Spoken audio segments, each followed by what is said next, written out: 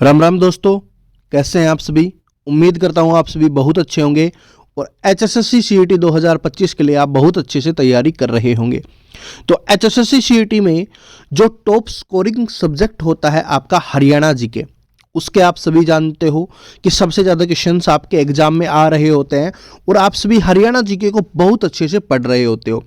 लेकिन जब तक आप टेस्ट नहीं लगाओगे आपको पता ही नहीं चलेगा कि आपकी हरियाणा जीके किस तरीके से तैयार हो चुकी है। तो आज के वीडियो में आपको हरियाणा जीके के बेस्ट 20 क्वेश्चंस का आपका टेस्ट होने वाला है। देखते हैं कितने स्टूडेंट 18 प्लस सही कर पाते हैं। और ये सारे के सारे वही क्वेश्चंस हैं जो आपके एचएसएससी द्वारा पूछे जाते हैं या एचएसएससी सीईटी 2025 में जो होने वाला है उसमें पूछे जा सकते हैं। यानी कि सारे के सारे मैंने इंपॉर्टेंट क्वेश्चंस आपके लिए लिए हैं जो आपको आना बहुत ज़रूरी है। तो आप सभी को टेस्ट देना है और लास्ट में कमेंट करके ज़रूर बताना है कि आपने कितने क्वेश्चन सही किए। अगर आपके 18 क्वेश्चन सही हो रहे हैं इसका मतलब है कि आपकी तैयारी है वो बहुत अच्छी तरीके से चल रही है। और अगर आप इससे बहुत कम करते हो यानी 10, 12, 15 तो इसका मतलब आपको हरियाणा जीके में अभी और पढ़ने की आवश्यकता है और अच्छे से इसको समय देने की आवश्यकता है। तो चलिए अब बिना देरी के टेस्ट को शुरुआत करते हैं।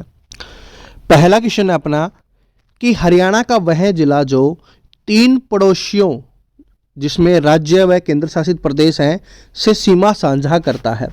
तो अपने को बताना है कि हमारे हरियाणा का कौन सा जिला है जो 3 पड़ोसियों से सीमा साझा करता है। तो बताइए, अगर आपको अच्छे से याद होगा, अगर आप अपने अच्छे से तैयारी की होगी तो आपको ज़रूर पता होगा। तो इसका यहाँ पर करेक्ट आंसर हो जाएगा, आपका तो आंसर आ गया होगा जिनको पता होगा, तो यहाँ पर हो जाएगा आपका पंचकुला। पंचकुला है, ये 3 पड़ोसियों से अपनी सीमा साझा करता है। किस किस से करता है? एक तो पंजाब से करता है, एक आपका हिमाचल से करता है और एक आपका चंडीगढ़ से करता है। तो ऑप्शन नंबर बी क्या हो जाएगा यहाँ पे आपका बिल्कुल करेक्ट आंसर हो जाएगा। क्वेश्चन नंबर 2 पे चलते हैं कि हरियाणा का भौगोलिक स्थिति ग्लोब में किस दिशा की ओर है। तो अपने को बताना है कि हरियाणा की भौगोलिक स्थिति है वो ग्लोब में कौन सी दिशा में है। दिशाएं आप सभी जानते हो, ये 4 दिशा होती हैं और इनके बीच में 4 दिशाएं और होती हैं, यानी टोटल 8 दिशाएं होती हैं। तो इनमें से अपने को बताना है। तो बताइए, तो इसका करेक्ट आंसर हो जाएगा किस में है? उत्तर पूर्व में है, क्योंकि हमारा हरियाणा किधर है? इधर है, तो ये उत्तर हो गया।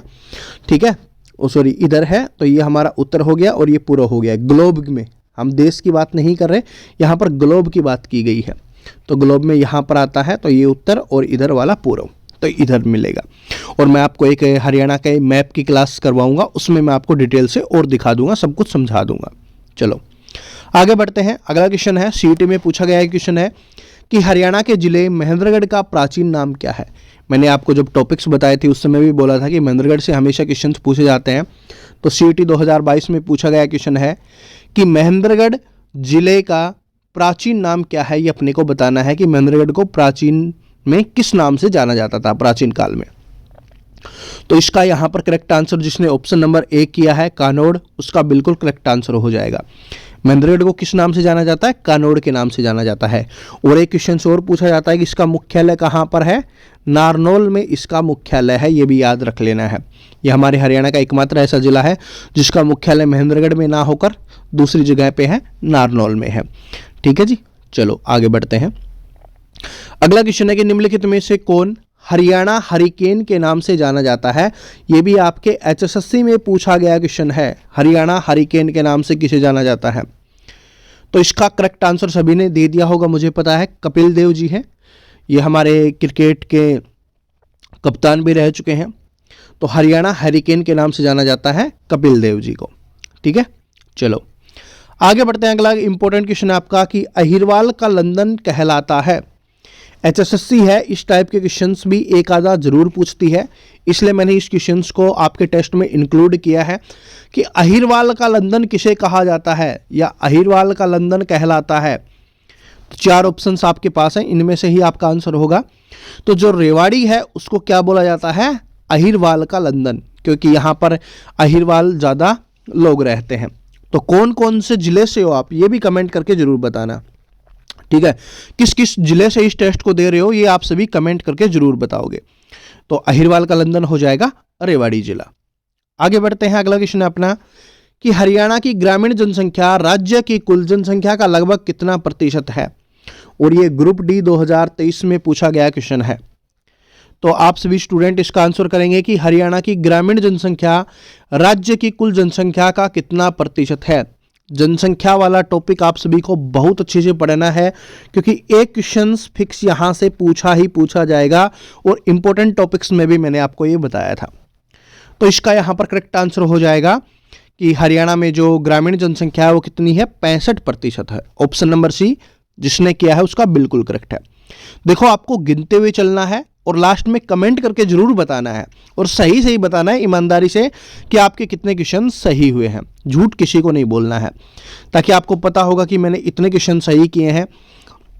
सही आपको मिल जाएगा आपका, फिर आप और पढ़ सकते हो और अच्छे से कर सकते हो इंप्रूव। अगला क्वेश्चन, 2011 की जनगणना के अनुसार किस राज्य में महिलाओं का प्रति 1000 पुरुष का अनुपात सबसे कम है। तो 2011 में जो जनगणना हुई थी उसमें आपको बताना है कि महिलाएं हैं वो सबसे कम अनुपात में कौन से राज्य में है।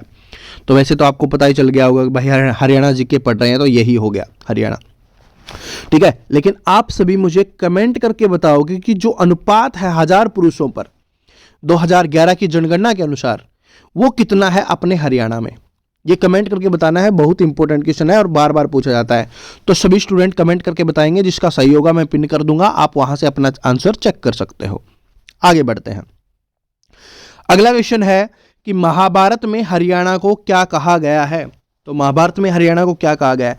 देखिए, बहुत सारे स्टूडेंट बोलते हैं ना कि महाभारत से क्वेश्चंस नहीं आते, ठीक है, रामायण से क्वेश्चंस नहीं आते। बिल्कुल आते हैं। सीटी 2022 की इवनिंग शिफ्ट में पूछा गया क्वेश्चन है, आप देख सकते हो। तो महाभारत में हरियाणा को क्या कहा गया है, तो यहां पर अपना करेक्ट आंसर हो जाएगा महाभारत में हरियाणा को बहुधान्यक कहा है।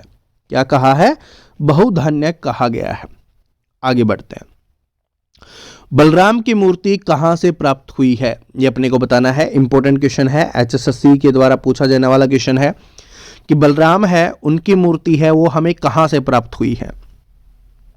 तो बताइए, बलराम की मूर्ति है वो हमें कहां से प्राप्त हुई है। क्वेश्चन नंबर 9 मिस हो गया, कोई बात नहीं, आप इसका आंसर कीजिए सभी स्टूडेंट। तो जो बलराम की मूर्ति है वो हमें कहां से प्राप्त हुई है, तो ये हुई है एस्थलभोर रोहतक से। कहां से हुई है, एस्थलभोर रोहतक से है वो बलराम की मूर्ति प्राप्त हुई है। क्वेश्चन नंबर 11 के ऊपर चलते हैं कि महाराजा अग्रसेन हरियाणा के किस स्थान से संबंधित है। यह HSSC दिसंबर 2023 में पूछा गया है, लेकिन कम से कम ये 10 बार HSSC के द्वारा क्वेश्चन पूछ लिया गया है अलग अलग तरीके से। कभी तो पूछा जाएगा कि महाराजा अग्रसेन हरियाणा के किस राज्य से संबंधित, किस स्थान से संबंधित है। तो सबसे पहले इसका आंसर कीजिए। तो इसका करेक्ट आंसर हो जाएगा अग्रोहा, ठीक है। Option number C correct answer हो जाएगा। एक बार HSSC द्वारा ऐसे भी पूछा गया था कि अग्रोहा है वो किस महाराज के नाम से जाना जाता है या किस लिए जाना जाता है, तो उसके ऑप्शन में दिया गया था महाराज अग्रसेन के वजह से, ठीक है। तो ये क्वेश्चन 10 बार HSSC ने अलग अलग तरीके से पूछा है, तो याद कर लेना, आप सभी के लिए इंपॉर्टेंट है। हरियाणा क्षेत्र किस मौर्य राज्य का भाग रहा है। तो हरियाणा क्षेत्र है वो कौन से मौर्य राजा के राज्य का भाग रहा है, ये अपने को बताना है। देखो, मैं आपको बताता हूं कि इंडिया जीके में और हरियाणा जीके में मौर्य काल अपना इंपॉर्टेंट है, अपना जो गुप्त वंश है वो भी अपने लिए इंपॉर्टेंट है, ठीक है। ये तो दोनों पूछे जाते हैं, तो इन दोनों को आपको जरूर पढ़ना है। तो इसका करेक्ट आंसर हो जाएगा उपयुक्त सभी। बिंदुसार ने भी शासन किया है, अशोक ने भी किया है और चंद्रगुप्त मौर्य ने भी किया है, ठीक है। और मौर्य वंश की स्थापना किसके द्वारा की गई थी, चंद्रगुप्त मौर्य के द्वारा की गई थी, ये भी इंपॉर्टेंट है। और इनके गुरु कौन थे, विष्णुगुप्त, जो आपके एग्जाम्स में कई बार आया है। विष्णुगुप्त है वो इनके गुरु हो जाएंगे, जिनको हम कौटिल्य या चाणक्य के नाम से भी जानते हैं। कौटिल्य और चाणक्य के नाम से भी जानते हैं, ये भी बार बार एग्जाम में आया हुआ क्वेश्चन है। आगे बढ़ते हैं कि प्रियदर्शिका और रत्नावली की रचयिता कौन है। ये HSSC अलग अलग भी पूछता है और एक साथ भी पूछता है, तो भाई किसी भी तरीके से पूछ ले, अपने को पता होना चाहिए। तो रत्नावली है वो काफ़ी प्रसिद्ध है, प्रियदर्शिका भी है वो एग्जाम में आती है। तो इसका करेक्ट आंसर हो जाएगा राजा हर्ष के द्वारा। राजा हर्ष, कभी कभी ऑप्शन में राजा हर्ष देगा, कभी सम्राट हर्षवर्धन देगा, ठीक है। तो ऑप्शन नंबर 1 करेक्ट आंसर हो जाएगा। जो प्रियदर्शिका है या रत्नावली है वो सम्राट हर्षवर्धन द्वारा लिखी गई है, रचित की गई है। चलो अगला क्वेश्चन है आपका कि तराइन का प्रथम युद्ध कब लड़ा गया था। ये क्वेश्चंस भी एचएसएससी कम से कम 10 बार पूछ चुकी है भाई। तराइन का प्रथम युद्ध कब हुआ था, और लेटेस्ट में 23 में पूछा गया क्वेश्चन है ये, बताइए। तो इसका यहां पर करेक्ट आंसर हो जाएगा 1191 में। जो तराइन है उसका प्रथम युद्ध कब लड़ा गया था, 1191 में लड़ा गया था। और इसका दूसरा युद्ध भी पूछती है तो आप सभी कमेंट करके बताओगे, क्योंकि बड़ा सिंपल है, आसान है। अगर मेहनत की होगी तो आपको जरूर पता होगा। तराइन का प्रथम युद्ध मैंने बता दिया है 1191 में हुआ था। दूसरा युद्ध कब हुआ था, सेकंड जो वार है, युद्ध है, वो कब हुआ था, ये आप सभी कमेंट करके बताओगे, और कमेंट में आप आंसर चेक कर सकते हो जिनको नहीं पता। आगे बढ़ते हैं। अगला क्वेश्चन है आपका कि 1526 में पानीपत की पहली लड़ाई लड़ी गई थी। सॉरी, इसमें ऑप्शंस में थोड़ा सा प्रॉब्लम है, ठीक है, लेकिन हम देखते हैं इसको। देखिए यहां पर ऑप्शंस नहीं है, ऑप्शंस टाइप नहीं हुए। देखो 1526 में पानीपत की पहली लड़ाई लड़ी गई थी, तो आप आंसर नहीं दे पाओगे, वैसे तो पता ही होगा सभी को। 1526 में पानीपत की पहली लड़ाई हुई थी, 1556 में पानीपत की दूसरी लड़ाई हुई थी, और 1761 में पानीपत की तीसरी लड़ाई हुई थी। और इस क्वेश्चन में पूछा गया था कि किसके बीच में लड़ी गई थी। तो जो पानीपत की पहली लड़ाई है वो बाबर, जो मुगल वंश का संस्थापक था, और इब्राहिम लोदी के बीच में लड़ी गई थी। ठीक है, बाबर और इब्राहिम लोदी के बीच में, ये याद रख लेना। आगे चलते हैं। अगला क्वेश्चन है आपका कि हरियाणा में आर्य समाज की पहली शाखा स्थापित की गई थी। एचएसएससी 2021 में पूछा गया क्वेश्चन है। तो हरियाणा में आर्य समाज की पहली शाखा कहां पर स्थापित की गई थी। तो इसका करेक्ट आंसर सभी ने कर दिया होगा, क्योंकि इंपॉर्टेंट क्वेश्चंस बार बार आता है। तो रेवाड़ी में पहली शाखा स्थापित की गई थी आर्य समाज की। क्वेश्चन नंबर हम 17 पे चलते हैं कि किस किले को हरियाणा के मुख्य द्वार के रूप से या मुख्य द्वार के नाम से जाना जाता है। तो आपको बताना है। या क्वेश्चन ऐसे भी पूछा जाता है कि हरियाणा का मुख्य द्वार किसे माना जाता है। ठीक है, सीईटी 2022 में पूछा गया क्वेश्चन है, बताइए। तो इसका करेक्ट आंसर हो जाएगा जो हमारा बहादुरगढ़ का किला है। बहादुरगढ़ का जो किला है उसको क्या बोला जाता है, हरियाणा के मुख्य द्वार के नाम से जाना जाता है। मुख्य द्वार कि यहां पर हरियाणा में प्रवेश मिलता है। आगे बढ़ते हैं। राव तुलाराम ने राव गोपाल देव और राव धन सिंह के साथ अहीरों को कहां एकत्रित किया और 1857 में अंग्रेजों के साथ युद्ध किया। 1857 की क्रांति काफी इंपॉर्टेंट है। ठीक है, तो बताइए सभी स्टूडेंट, इसका आंसर क्या हो जाएगा। तो इसका करेक्ट आंसर हो जाएगा नसीबपुर, जो नसीबपुर का किला है वहां पर। ठीक है, और 1857 की क्रांति में राव तुलाराम जी ने कहां से भाग लिया था, नसीबपुर। और ये कहां पर है, ये नारनौल में है। ठीक है जी, कहां पर है, नसीबपुर, नारनौल। और जिले की बात करें तो हम महेंद्रगढ़। ठीक है, चलो आगे बढ़ते हैं। अगला क्वेश्चन अपना कि हरियाणा के पलवल जिले से अंग्रेजों ने गांधी जी को गिरफ्तार किया था। तो अंग्रेजों ने हरियाणा के पलवल जिले से गांधी जी को कब गिरफ्तार किया था, ये अपने को बताना है। तो सभी स्टूडेंट बताइए। और क्यों गिरफ्तार किया गया था, क्योंकि वो रोलट एक्ट के विरोध में, और रोलट एक्ट के विरोध में पंजाब जा रहे थे। तो उनको 10 अप्रैल 1919 को 10 अप्रैल 1919 को है पलवल जिले से गिरफ्तार कर लिया गया था, 10 अप्रैल को। और 13 अप्रैल 1919 में 13 अप्रैल 1919 में क्या हुआ था, जलियांवाला बाग हत्याकांड हुआ था। कहाँ पर हुआ था, अमृतसर पंजाब में ये हुआ था। ठीक है, और रोलट एक्ट के विरोध में वहाँ पर लोग इकट्ठा हुए थे और उनको गोलियां मार दी गई थी। और गोली मारने का आदेश किसके द्वारा दिया गया था, तो ये जनरल डायर के द्वारा है, वो गोली मारने का आदेश दिया गया था। ठीक है, इतना अपने को ध्यान रख लेना है। पलवल जिले से 10 अप्रैल 1919 को रोलट एक्ट के विरोध करने के लिए पंजाब जा रहे थे, इसलिए उनको यहां से गिरफ्तार किया गया था। अगले क्वेश्चन पे चलते हैं। अगला क्वेश्चन है कि हरियाणा का इतिहास और नवरत्न ऑफ हरियाणा पुस्तकें किसने लिखी हैं। तो पुस्तकों वाला चैप्टर आप सभी जानते हो, काफी इंपॉर्टेंट है। तो हरियाणा का इतिहास पुस्तक अलग अलग भी पूछता है और एक साथ भी पूछता है, तो याद रख लेना। 2 पुस्तकें हमने पहले भी की थी, 2 इसमें कर रहे हैं। तो हरियाणा का इतिहास और नवरत्न ऑफ हरियाणा पुस्तकें किसने लिखी हैं? तो इसका करेक्ट आंसर हो जाएगा ऑप्शन नंबर बी, पंडित श्रीराम शर्मा जी ने इन पुस्तकों को लिखा है, हरियाणा का इतिहास व नवरत्न ऑफ हरियाणा। तो यहाँ पर आपके 20 क्वेश्चन समाप्त होते हैं। हाँ, एक क्वेश्चन मिस्टेक से रह गया था, 19 है।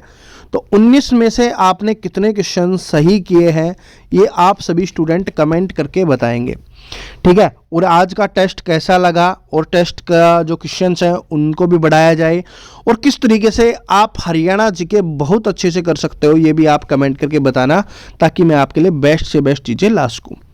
मिलते हैं नेक्स्ट वीडियो में। और आप को पता है कि मैं आपको यहाँ पर मैथ्स पढ़ा रहा हूँ, तो जिनको मैथ्स नहीं आता, मैथ्स पढ़ना चाहते हो अच्छे से, तो चैनल को सब्सक्राइब जरूर कर लेना। बाकी आपको टेस्ट मिलता रहेगा और बाकी आपके बाकी सब्जेक्ट हैं, रीजनिंग वगैरह, इन सभी की क्लासेस भी आपको मिलते रहेंगी। तो राम राम सभी को, हंसते रहो, मुस्कुराते रहो, पढ़ते रहो, क्योंकि इस बार HSC CET 2025 पार करना है। Thank you, Ram Ram.